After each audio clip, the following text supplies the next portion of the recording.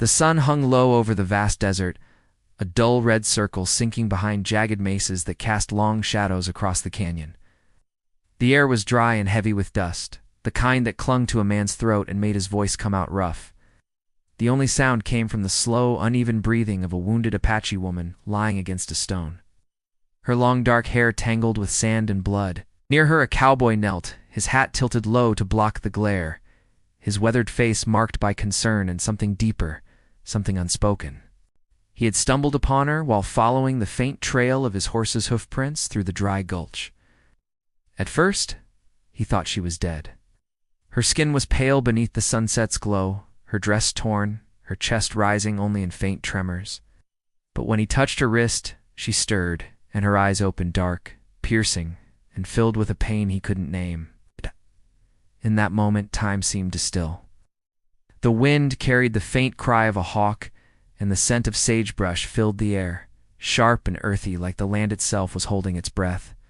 "You came," she whispered, her voice trembling. The words barely reached him, but they carried weight, as if she had been waiting for someone, or perhaps anyone. He didn't know what to say. "Ma'am, I didn't come for anyone, just passing through." "You're hurt bad. I'll fetch water." But her hand reached out weakly, catching his sleeve. "No time," she breathed. "Must listen."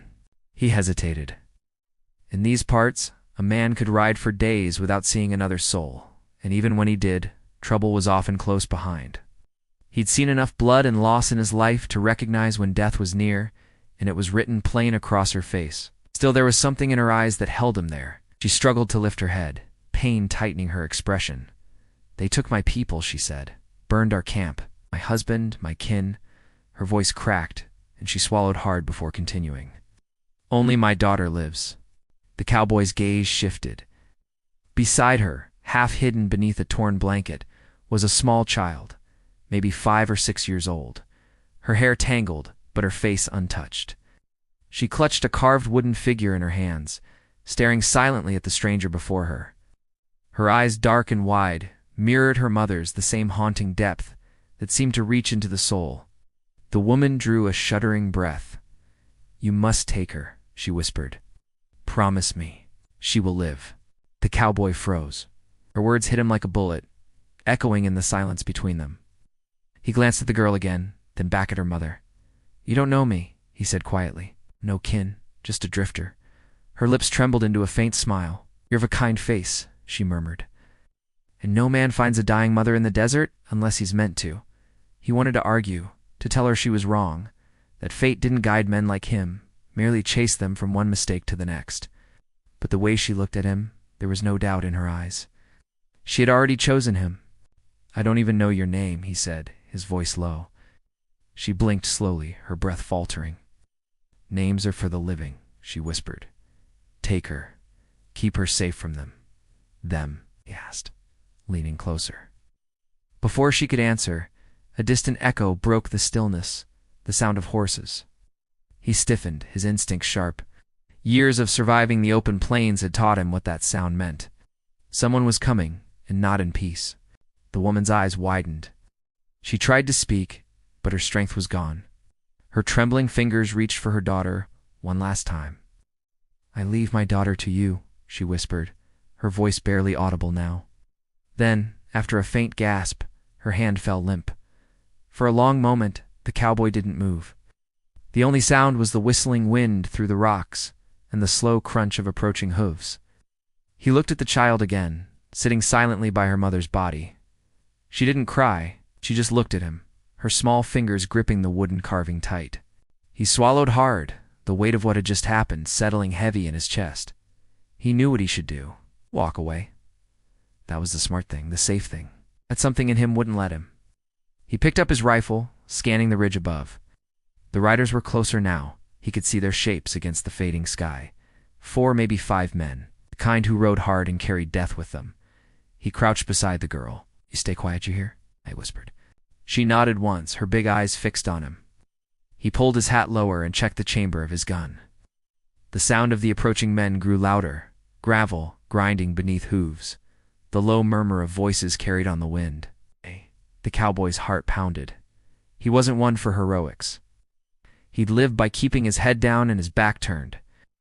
But now, looking at the girl beside him, he felt something stir inside. Something he hadn't felt in years. He could have ridden off and never looked back. No one would have blamed him, but he didn't move. He stayed crouched, waiting ready. Then the first rider appeared at the mouth of the gulch. Hard-faced man with a black hat and a shotgun resting easy in his hands. Behind him came others rough-looking men, with the kind of cold eyes that told a man they'd done worse than killing. The cowboy tensed, his finger brushing the trigger. The leader reined in his horse and looked down at the scene, the dead woman, the child, and the lone stranger kneeling beside them. "Well, I'll be damned," the man drawled. "Didn't think anyone get to her before we did." The cowboy stood slowly, dust rising around his boots. "She's dead," he said flatly. The man smirked. "So she is. Shame. We needed her alive for a spell." His gaze slid to the girl. "Guess the brat will have to do." The child shrank back instinctively, clutching the cowboy's leg. His hand tightened on the rifle. "You boys best turn around," he said evenly. "Ain't nothing here worth dying for." The men laughed. The leader leaned forward in his saddle, eyes narrowing. "You sure about that, friend? 'Cause it looks to me like you're standing between us and what we came for." The cowboy's jaw tightened. He didn't know what these men wanted or what this little girl meant to them, but he could see it plain they weren't leaving without blood. "You're not taking her," he said quietly. The laughter died. For a moment, the air seemed to thicken, the orange glow of the setting sun casting sharp shadows across their faces. Then the leader's smile faded, and his hand dropped toward his revolver. Before he could draw, the cowboy's rifle cracked, and the man's hat flew from his head. The rest of the riders scattered for cover, shouting curses. Dust exploded around them as bullets struck stone. The cowboy grabbed the girl and ducked behind a boulder, his pulse racing. "Stay down," he hissed. She obeyed without a word. The gunfire echoed through the canyon, sharp and violent, clashing with the dying light of day. He fired again, and one of the riders fell from his horse. The others retreated a few yards, regrouping, their shouts fading into the distance. Then silence. The cowboy waited, breathing hard. The girl trembled beside him, her small hand clutching his coat. Somewhere in the shadows, a coyote howled, long and mournful. Finally, he lowered the rifle and looked at her. She was staring at her mother's still body, her eyes wide with confusion and fear. He didn't know what to tell her. Words wouldn't change what had just happened. But he did know one thing: he had made a promise, even if he hadn't spoken it aloud. He picked her up gently, wrapping her in his old poncho. "We need to move," he said softly. "It ain't safe here." She nodded faintly, her face buried against his shoulder. As he walked away from the canyon, the fading lights stretched their shadows long across the sand. Behind them lay the body of the woman who had trusted a stranger with her daughter's life. Ahead lay miles of wilderness, danger, and questions with no answers. And somewhere in the growing dark, the sound of distant hooves began again. The cowboy didn't look back. The promise in his heart burned steady, even as the night closed in. The cowboy rode through the night, the child asleep in his arms as the desert wind whispered across the plains.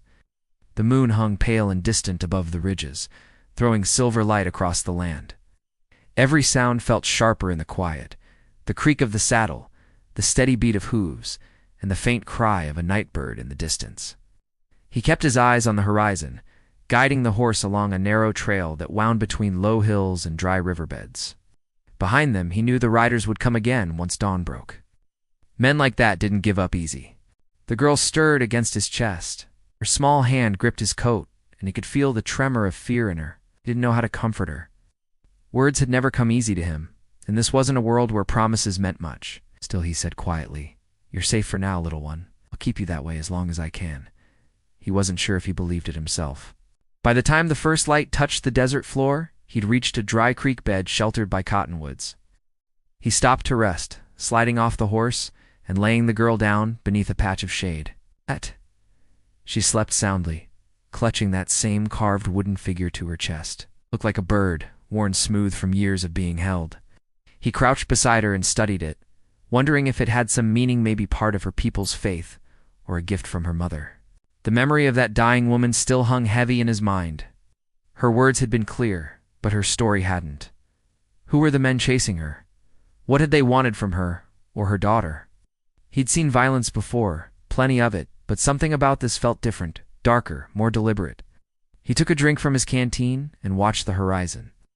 The land stretched endlessly in every direction, broken only by distant mesas and the faint shimmer of heat rising from the earth. It was beautiful and cruel all at once, the kind of place that could hide both salvation and death in the same shadow. As the morning warmed, the girl woke. Her dark eyes blinked against the light, then searched the space where her mother had been. When she didn't find her, she looked at him. "She's gone," he said softly. "I'm sorry." The child didn't cry. She just nodded once, like she already knew. She had the quiet strength of someone who'd seen too much for her age. He reached into his saddlebag and pulled out a small strip of dried meat, offering it to her. She hesitated, then took it carefully. They ate in silence. After a while, he spoke again. "You got a name?" She looked down at the wooden carving, tracing its shape with her finger. "Taya," she said finally. "Taya," he repeated, testing the sound. "That's a good name." She looked up at him. "What's yours?" He hesitated, unsure why the question caught him off guard. "Folks used to call me Clay," he said. "Ain't been much use for names lately." She nodded thoughtfully, as if that made perfect sense. Then she looked toward the horizon. "Are they coming back?" Clay glanced that way too. The sun was higher now, painting the desert in gold. "Maybe," he said. "That's why we need to keep moving." They rode again, following a trail that led north toward the distant mountains. The land there was rougher, full of hidden canyons where they might find shelter. As they traveled, the girl stayed quiet, her small hands gripping the saddle horn. Every now and then, she'd glance back, scanning the empty trail behind them. Clay could feel the weight of responsibility pressing heavier with each mile. He had no plan, no destination. He just knew he couldn't let those men catch her. Something about the way they'd looked at the child back in the canyon had chilled him to the bone. It wasn't greed or hate he'd seen, it was purpose. They wanted her for a reason. By midday, the heat was brutal. They stopped near a rocky outcrop, where a trickle of water ran through a crack in the stone. While the horse drank, Clay filled the canteen and let Taya cool her face in the stream. She looked up at him, her expression serious. "My mother said you would come," she said quietly. He blinked. "She told you that?" Taya nodded. "Before the men came, she said a man with a white horse would help me. She said not to be afraid." Clay stared at her, unease crawling through him. He'd found her mother by chance, or at least that's what he'd told himself. Now, he wasn't so sure. He hadn't planned to ride through that canyon at all. He'd changed course because of a dust storm the night before. Maybe it hadn't been chance after all. He didn't say any of that to the girl. Instead, he gave a small shrug. I guess she was right. They set out again when the worst of the heat passed. The sky turned a deep orange by evening, and the air cooled as the desert began to darken. As they rode, Clay told her about the land, the rivers that dried up every summer, the coyotes that sang at night, and the ghost towns scattered across the plains. She listened closely, her head resting against his arm. After a while, she spoke. "You don't have family?" He shook his head. "Not anymore." "What happened?" He didn't answer right away. Memories were old, but the ache was still there. A burned homestead, a grave marked only by a cross of dry wood. He took a slow breath. "Life happened," he said finally. "Out here, it has a way of taking more than it gives." Taya seemed to understand, though she said nothing more. When they finally stopped for the night, the stars were bright above them. Clay built a small fire and sat with his back against a rock, keeping watch while Taya slept. The crackle of the flames was the only sound, but beneath it, he could feel something in unease that wouldn't settle. He thought about the riders, about how organized they'd seemed. They weren't just outlaws looking for trouble. They'd come for a purpose, and that meant they wouldn't stop until they had what they wanted. As the night wore on, his thoughts drifted back to his own past. Years ago, he'd been a deputy in a small border town. He'd seen men like that before him, mercenaries working for land barons or railroad bosses. Men who didn't care who they hurt as long as the job was done. Maybe that was what this was. Maybe someone wanted Apache land or was after something hidden there. But if that woman's people had already been wiped out, what was left to take? He didn't know. And that uncertainty gnawed at him just before dawn. He thought he heard a distant sound, a faint clink of metal, like a spur striking stone. He rose silently, rifle in hand, scanning the darkness. The desert stretched empty in every direction. The sound didn't come again, but he didn't sleep after that. By morning, they were back on the move. The air was cooler, and the wind carried the faint scent of rain from the north. They followed the trail toward the mountains. Where the land began to rise in sharp ridges and winding passes, Taya was quiet most of the day. But now and then she hummed softly, a melody that sounded old, something passed down from generations. It was beautiful and haunting at the same time. "Your mother teach you that song?" Clay asked. She nodded. "She said it keeps the spirits close." He nodded slowly. "Then you keep singing it. It can't hurt to have spirits on our side." That evening, they reached a small canyon hidden between the hills. The walls rose steep and high, offering cover from anyone passing nearby. Clay decided it was a good place to stop for a while. He set up a small camp, started a fire, and cooked what little food they had left. As they ate, Taya looked up at him. "You think my mother is with the spirits now?" she asked quietly. He met her gaze, seeing the hope in her eyes. "Yeah," he said. "I think she's watching over you." She smiled faintly and went back to her food. But just as the peace of the moment settled, Clay noticed something on the canyon wall, a faint mark carved into the rock. It was shaped like a spiral surrounded by lines, old and worn, but deliberate. He ran his fingers over it. Taya saw it too. "That's our sign," she whispered. "My people's mark. My mother said it leads to the sacred caves." Clay's pulse quickened. Sacred caves. Maybe that was what those men were after. Maybe that was what her mother had died to protect. He turned toward the girl. "Do you know where the caves are?" She nodded slowly. "I can find them. But the bad men are looking too." He looked back toward the horizon, where the sun was setting behind the mountains. For a moment, he thought he saw a glint of movement far in the distance, something catching the light. The riders were closer than he'd hoped. He crouched beside the fire, his voice low but steady. "Then we'll find those caves first." Taya looked up at him, eyes wide but brave. "Will they stop if we do?" He hesitated, staring into the flames. "I don't know," he said. "But whatever they're after, they won't get it from you." The wind shifted, carrying a faint echo of hooves once more. The night seemed to grow darker around them, and Clay reached for his rifle. Somewhere out there, the men who had destroyed her home were riding again, and the promise he had made in the desert would soon be tested in ways neither of them could imagine. The wind howled through the canyon that night, carrying the smell of dust and distant rain.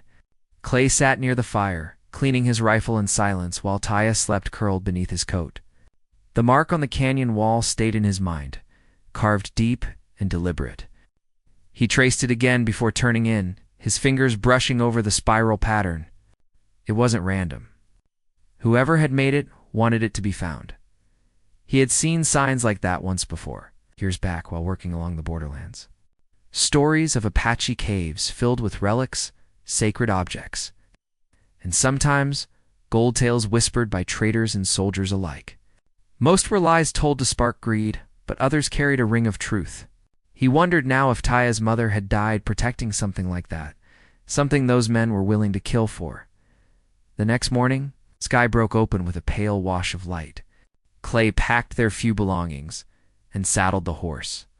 Taya watched quietly, her small hands clutching the wooden bird as if it held her courage. "We'll follow that mark," noting toward the canyon wall. "You said it leads to the caves? You sure you can find the next one?" She nodded. "My mother showed me once when I was little. The signs lead from one to the next. Only our people know how to see them." Clay mounted the horse and lifted her up in front. "Then you lead the way." They rode out of the canyon, heading deeper into the hills. The air grew cooler, and the land began to change narrower trails. Thicker brush and strange shapes of rock rising from the ground like ancient sentinels. Taya pointed out the second mark hidden beneath a ledge, then a third carved into a tree stump long since. Weathered by time, each sign drew them further from the open desert and closer to the mountain's heart. The feeling of being watched never left Clay. He kept checking their trail, scanning the ridges for any glint of metal or flash of movement. He found tracks once horses moving in the same direction, but too faint to know how far behind they were. By midday, they reached a narrow valley where an abandoned cabin stood half buried in weeds. The roof sagged, and one door hung loose on its hinges, creaking softly in the wind. Clay decided to stop there, hoping it might give them a place to rest while he figured out their next move. Inside, dust hung thick in the air. The cabin was empty except for an old table, a few broken chairs, and a rusted lantern. Clay checked the corners carefully, his instincts sharp. Nothing seemed disturbed. Taya wandered toward the window, gazing out at the open stretch beyond. "Did people live here?" she asked. "Long time ago," Clay said. "Maybe settlers. Maybe miners. Hard to tell. This land forgets folks fast." He found a few cans of dried beans still sealed in a corner and smiled faintly. "Guess luck's still with us." They ate by the fire that evening, and for the first time in days the girl seemed at ease. She talked about her mother, how she used to sing to her before dawn, how she believed the mountains carried the voices of their ancestors. Clay listened quietly, though each word tightened something inside him. He had no right to this story, no claim to the trust the girl was giving him. Yet here he was, caught in a promise he'd never expected to make. After she drifted off to sleep, Clay stepped outside.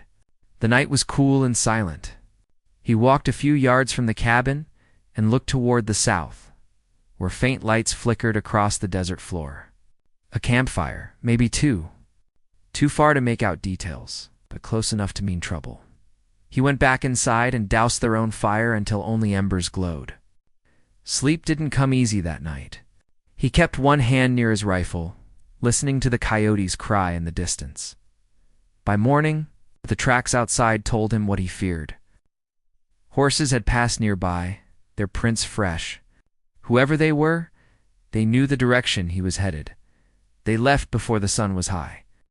Climbing deeper into the mountain trail, the path twisted between tall cliffs, the kind that swallowed sound and left a man feeling small.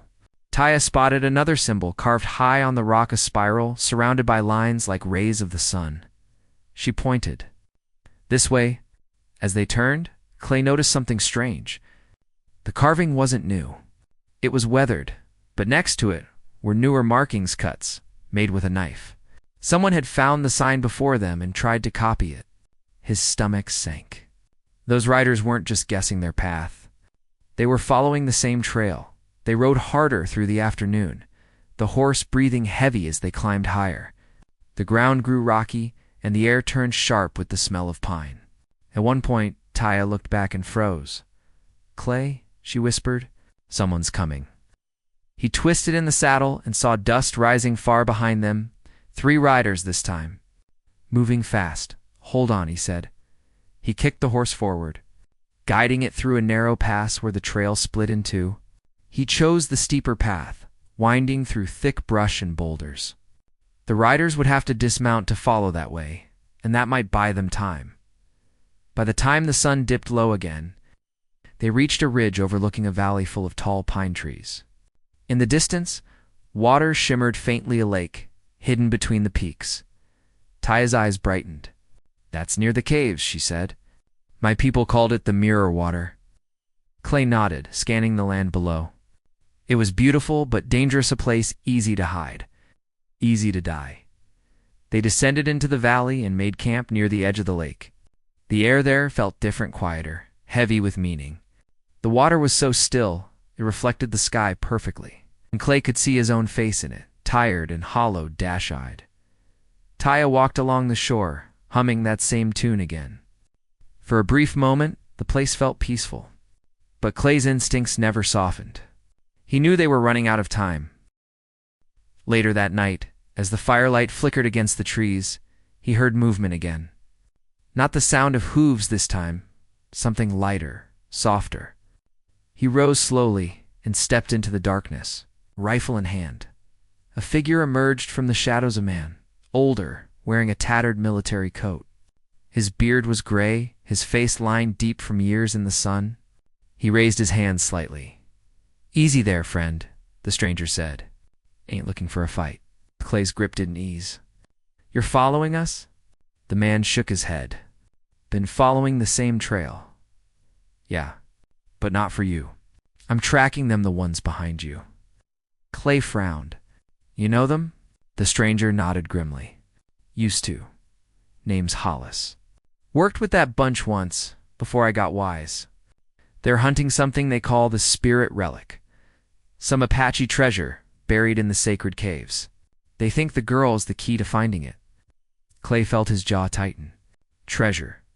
Figures. Not gold, Hollis said. Something older. Something sacred. I don't rightly understand it, but they believe it's powerful. Their leader goes by Cutter. He's obsessed. Says it'll make him untouchable. Taya had stepped out of the shadows, her eyes wide. The spirit relic isn't for men like him, she said softly. It's the heart of the mountain. It protects our people, Hollis nodded. That's what I heard too. Which is why we need to make sure Cutter never gets his hands on it. Clay studied the man for a long moment, weighing his words. And why should I trust you?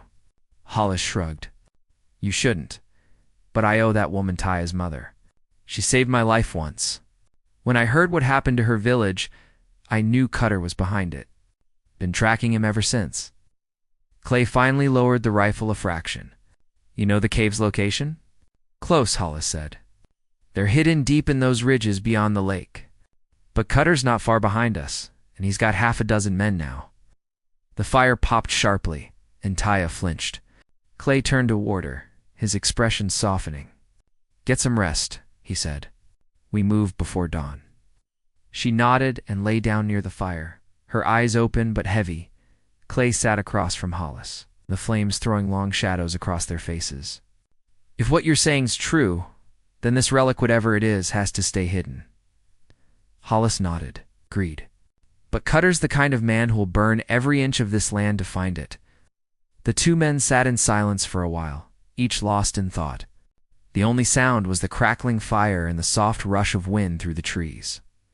When Clay finally looked up, he saw movement across the lake, shadows slipping through the trees, faint but unmistakable. They're here, he said quietly. Hollis rose slowly, his hand tightening around his revolver. Then we better make our stand. Clay looked down at Taya, sleeping by the fire, clutching her wooden bird tight. The promise he'd made in that desert burned again in his chest. He didn't know if they could win or even survive. But one thing was clear, whatever secret the mountains held. They would have to face it before dawn came, and somewhere beyond the trees. The faint echo of Cutter's laughter carried through the night, cold and sure. As the hunt closed in, the night air was thick with tension as Clay, Hollis, and Taya moved quietly through the forested ridge above the lake. The moon had dipped behind clouds, leaving them in near darkness. Every snapped twig, every distant rustle of leaves made Clay's pulse spike. He kept the rifle raised, eyes scanning the shadows, while Hollis moved ahead with a practiced, silent stride. His revolver at the ready, Taya followed close behind Clay. Holding his coat sleeve tightly, her small face pale but determined. The wooden bird in her hand seemed almost alive in the moonlight, a reminder of the mother who had entrusted her to a stranger. That promise burned in Clay's chest like a brand he could not fail her. Not now, not ever. They had followed the signs up the rocky incline, the spirals carved into stone leading them toward the sacred caves Taya's mother had spoken of. The air smelled of pine and wet earth, carrying with it an unease Clay couldn't shake. Somewhere nearby, Cutter and his men were moving as well. The echoes of hooves, faint at first, were growing louder, each one a reminder of the danger closing in. This path is treacherous, Hollis whispered, motioning to the narrow ledge winding around the cliffside. One wrong step, and we fall straight into the lake below. Clay nodded, keeping his focus on the path, feeling the horse slip slightly on loose gravel. We don't have the luxury of caution. They're tracking us. Taya's voice, barely audible, broke the silence. We're close now. I can feel it. Clay glanced at her. The intensity in her eyes made his stomach tighten. She wasn't just a child anymore. In moments like this, she seemed older, as though the mountains themselves had made her wise beyond her years. They pressed on, moving silently, the forest swallowing their presence. The spirals led them deeper into the cliffs, until finally, they found the entrance, a narrow fissure in the rock, partially hidden by overgrown brush and shadows. Taya ran her small hand along the stone, her touch reverent. "This is it," she whispered. "The sacred caves." Clay lowered the rifle for a brief moment, feeling a weight of awe and apprehension.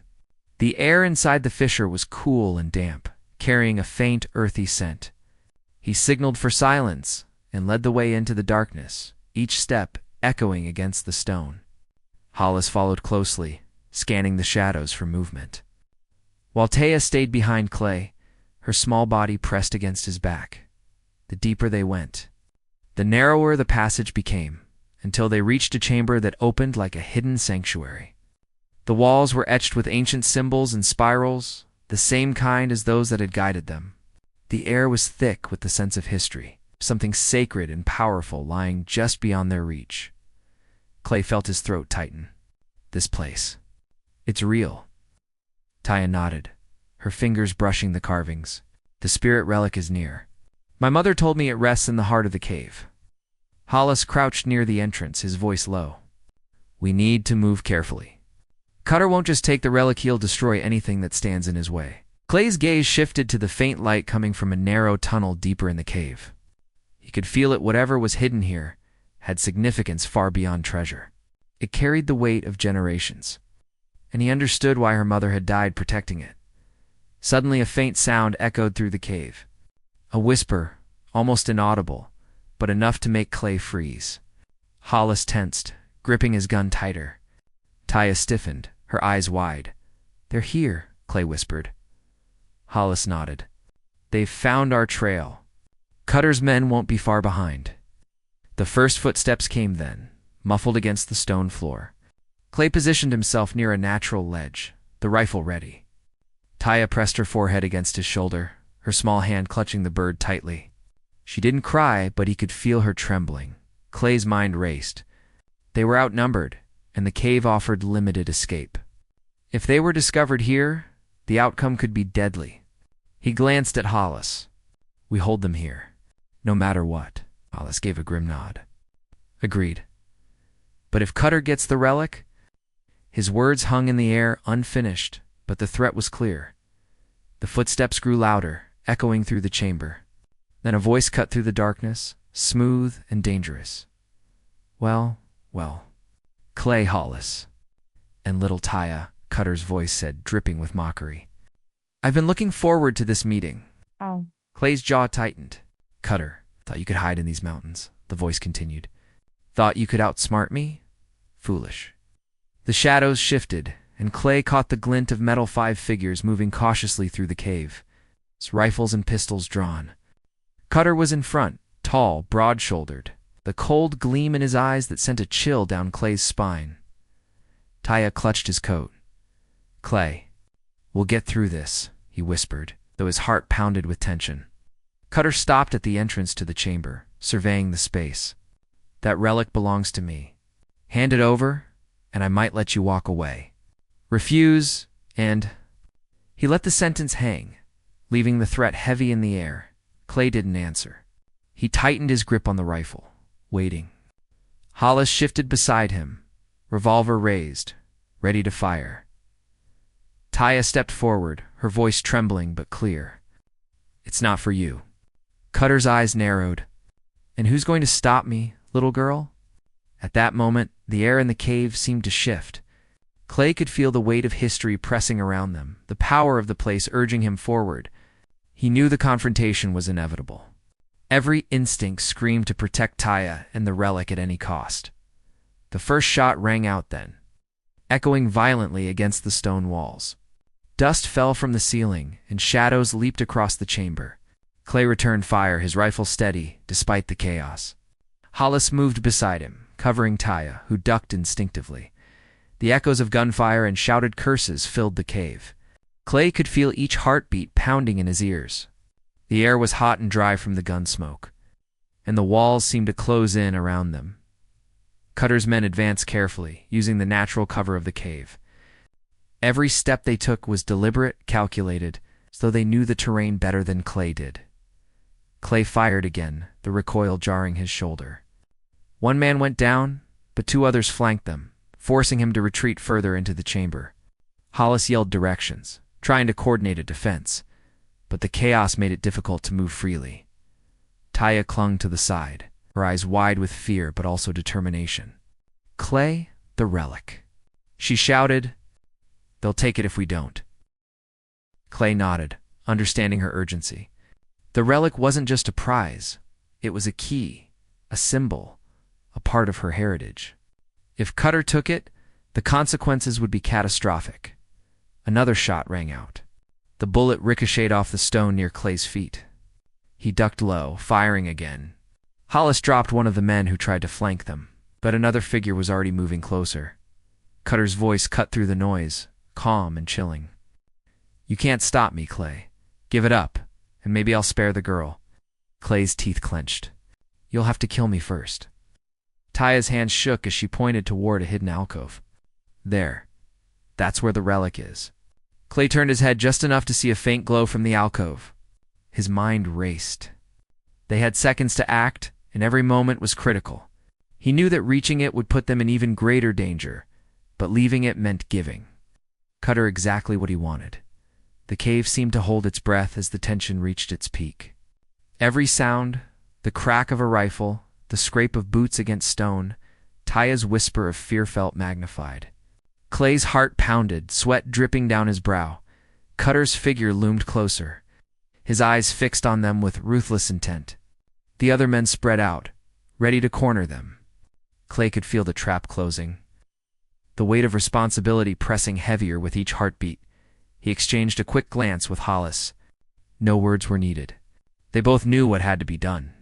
Every instinct, every skill honed over years on the frontier, would be tested in the next moments. Clay's eyes flicked to Taya. She clutched the wooden bird tightly, her face pale but resolute. He could feel the promise he had made, the vow to keep her safe, pushing him forward. Failure was not an option. The next few seconds would decide everything. The relic, the girl, their lives, and the honor of the woman who had entrusted her to him all teetered on the edge. The tension in the cave was suffocating, every shadow a threat, every movement a potential disaster. Clay adjusted his grip on the rifle, took a deep breath, and prepared to move. Hollis mirrored him, and Taya pressed closer, ready for whatever came next. Outside, the wind carried the faintest echo of hooves, a reminder that even more danger might be on the way. And in the heart of the sacred cave, the stage was set. The hunter and the hunted were poised for a confrontation that could change everything. The moment had come. The calm before the storm had ended, and only action, courage, and quick thinking would decide who would survive the night. Clay's finger tightened on the rifle, as the shadows moved closer, Cutter's cold eyes glinting in the dim light of the cave. For a heartbeat, everything seemed frozen, the echo of the men's boots, the faint drip of water somewhere in the stone, the small, steady breath of Taya pressed against him. Then, instinct and necessity took over. Hollis moved first, firing a precise shot that knocked one of Cutter's men off balance. Clay followed, squeezing the trigger and sending another figure crashing to the floor. The air was thick with smoke, dust, and fear, and the sound of gunfire bounced violently off the walls. Clay could feel Taya trembling against him, but her small hands never released the wooden bird. She had faith, and that gave him strength. Cutter cursed, advancing rapidly, his men flanking around them. Clay ducked low, using a jagged stone as cover. Hollis was shouting directions, moving to protect the girl while Clay found his moment. With a careful aim, he fired, forcing Cutter back just long enough for Taya to dart toward the glowing alcove. The relic rested their small carved stone, warm to the touch and etched with the same spirals that had guided them. Taya reached it first, her small hands closing over it. She froze for a moment, reverence and fear shining in her eyes. Clay stood, rifle ready, keeping Cutter at bay. "Get it, Taya. Now," he shouted. She grabbed the relic, and a sudden shift in the cave made dust fall from the ceiling. The movement seemed almost alive, as if the mountain itself was aware of what was happening. Cutter lunged, his face twisted in rage, but Clay fired again, striking the weapon from his hand. The sound of it clanging against stone echoed like a bell. Hollis intercepted the remaining men, forcing them back toward the entrance. Clay and Taya moved quickly, slipping past the first of the attackers. Cutter's furious scream chased them, but the mountain narrowed the passage and slowed his advance. The trio ran deeper into the cave system, following Taya's instincts. She guided them through narrow corridors, down low tunnels, and around jagged cliffs. The cave seemed endless, but each turn brought them closer to safety, and every step further from Cutter and his men. At one point, they reached a chamber filled with an underground spring. The water shimmered, reflecting the symbols carved into the stone walls. Taya held the relic over the surface, and for a moment, the carvings seemed to glow faintly, as if acknowledging her presence. Clay felt a chill run down his spine. The mountain itself had recognized the rightful keeper. "Is it safe now?" Taya whispered, holding the stone close. Clay shook his head slowly. "Safe enough for now," he said. "But we've got to get out before Cutter figures the rest of it out." Hollis nodded, checking their backs. "He'll follow eventually, but the caves are more than he can handle. The terrain will slow him, and he doesn't know what he's looking for inside." They made their way through hidden tunnels until the cave opened to a cliffside overlooking a valley bathed in early morning light. The air smelled of pine and earth, and the sun reflected off the lake below. For the first time in days, Clay allowed himself to breathe deeply. Taya's relief was visible. Her grip on the relic loosened slightly. A small smile appeared on her face. "We did it," she said softly. "We're safe." Clay crouched beside her. "Not completely, but we made it this far. That counts for something." Hollis placed a hand on Clay's shoulder. "You kept your promise. She's alive, and the relic is safe. That's all that matters." Taya looked at him, eyes wide. "You saved me. You kept your word." Clay's throat tightened. He had never been a man of many words, but in that moment, he simply nodded. Actions had spoken louder than promises, and he had kept the most important one of all. They spent the day descending the cliffs carefully, moving toward the safety of the forest below. The mountain loomed behind them, silent and powerful, guarding its secrets once more. The relic remained in Taya's possession, symbol of her heritage and the strength of her people. By late afternoon, they reached a small clearing where a river ran through the valley. Clay let the horse drink while Taya washed her face in the cool water. The sound of the flowing river, the rustle of leaves, and the warmth of the sun made the harsh days behind them feel like a distant memory. Hollis looked at them, a faint smile breaking across his worn face. "We've earned a moment of peace," he said. "Not forever, but enough to catch our breath." Clay knelt beside Taya. "Your mother would be proud," he said quietly. "She trusted me with your life, and I hope I lived up to that." Taya smiled faintly, hugging him around the waist. "You did. You really did." The distant mountains shimmered with the setting sun, casting long shadows over the valley. The landscape was harsh, wild, and unforgiving, but it also held a quiet beauty that reminded them why the land mattered, why the relic mattered, and why they had fought so hard to protect it. Cutter's men had not followed them this far. Clay knew they would regroup eventually, but for now, the immediate threat was gone. The mountains had offered them protection, and Taya's knowledge of the land had guided them safely through the danger as they made camp for the night near the river. Taya held the relic close, and Clay sat beside her, keeping watch. Hollis leaned back against a tree, exhausted but alert. The night was quiet, except for the sound of the river and the occasional cry of a distant owl. Clay thought about the journey, the woman who had died in the canyon, and the promise he had made. Life on the frontier was full of violence and uncertainty, but moments like this reminded him why it was worth fighting for. The bond between him and Taya, forged in danger and trust, was stronger than any fear. The girl finally spoke. "Will you stay with me?" Clay looked at her, the weight of the promise heavy in his chest. "As long as you need me," he said.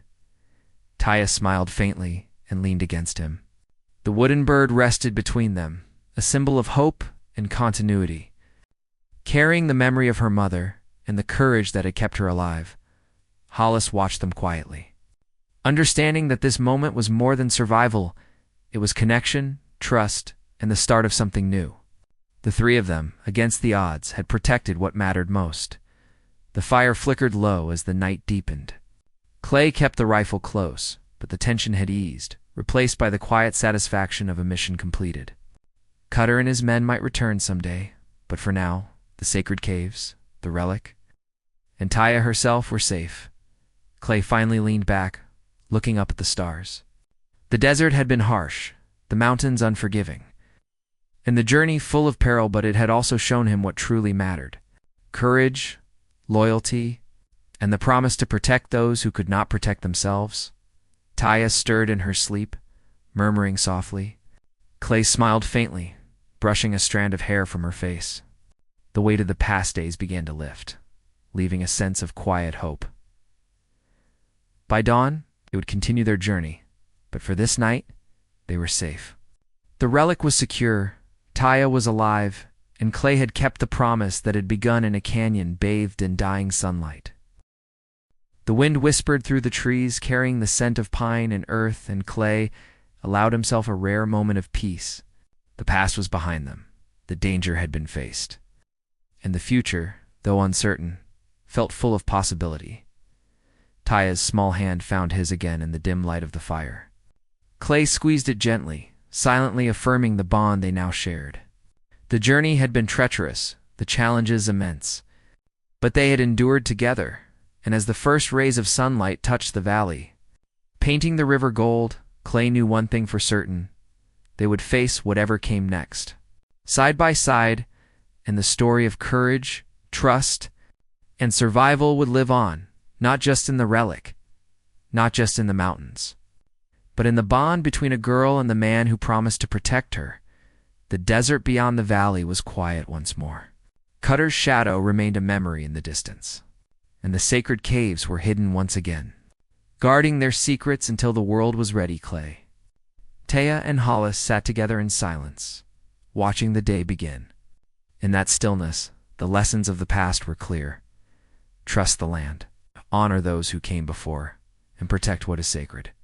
The wind carried a sense of promise, a whisper of hope, and the knowledge that even in the harshest places, courage could shine like sunlight across the desert. And with that, they rose, ready to face the next day, together. Hollis watched them quietly, understanding that this moment was more than survival. It was connection, trust, and the start of something new. The three of them, against the odds, had protected what mattered most. The fire flickered low as the night deepened. Clay kept the rifle close, but the tension had eased, replaced by the quiet satisfaction of a mission completed. Cutter and his men might return someday, but for now, the sacred caves, the relic, and Taya herself were safe. Clay finally leaned back, looking up at the stars. The desert had been harsh, the mountains unforgiving, and the journey full of peril, but it had also shown him what truly mattered: courage, loyalty, and the promise to protect those who could not protect themselves. Taya stirred in her sleep, murmuring softly. Clay smiled faintly, brushing a strand of hair from her face. The weight of the past days began to lift, leaving a sense of quiet hope. By dawn, they would continue their journey, but for this night, they were safe. The relic was secure, Taya was alive, and Clay had kept the promise that had begun in a canyon bathed in dying sunlight. The wind whispered through the trees, carrying the scent of pine and earth, and Clay allowed himself a rare moment of peace. The past was behind them, the danger had been faced, and the future, though uncertain, felt full of possibility. Taya's small hand found his again in the dim light of the fire. Clay squeezed it gently, silently affirming the bond they now shared. The journey had been treacherous, the challenges immense, but they had endured together. And as the first rays of sunlight touched the valley, painting the river gold, Clay knew one thing for certain: they would face whatever came next. Side by side, and the story of courage, trust, and survival would live on, not just in the relic, not just in the mountains, but in the bond between a girl and the man who promised to protect her. The desert beyond the valley was quiet once more. Cutter's shadow remained a memory in the distance, and the sacred caves were hidden once again, guarding their secrets until the world was ready. Clay, Taya, and Hollis sat together in silence, watching the day begin. In that stillness, the lessons of the past were clear. Trust the land, honor those who came before, and protect what is sacred. The wind carried a sense of promise, a whisper of hope, and the knowledge that even in the harshest places, courage could shine like sunlight across the desert. And with that, they rose, ready to face the next day together.